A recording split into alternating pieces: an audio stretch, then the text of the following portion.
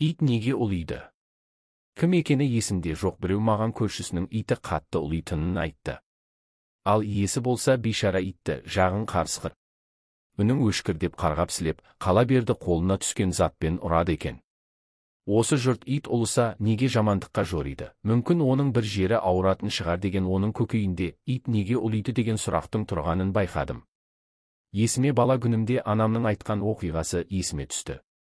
Ілгеріде бір кісінің иті күніге кешке қарай ұлитынды шығарыпты. Жаманшылық шақырып жатыр деп ойлаған жаңағы кісі басыңа көрінгір деп итін қарғайды екен. Қала берді үйінен аулаққа қуып тастайды. Ит болса үйін айналсоқтап ұлуын тоқтатпайды. Сондай күндердің бірінде сол кісінің үйіне бір диуана қайыр сұрап келіп қалыпты.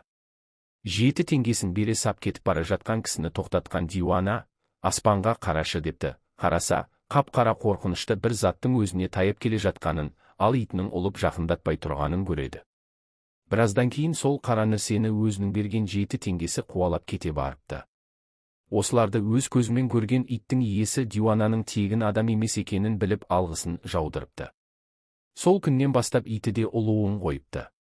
Осы оқиғаның соңында анам, садақаны ұсақ тиындармен көп қылып тастасаң, пілекеттің соңынан көп болып қуалайды екен деп қосып қоятын.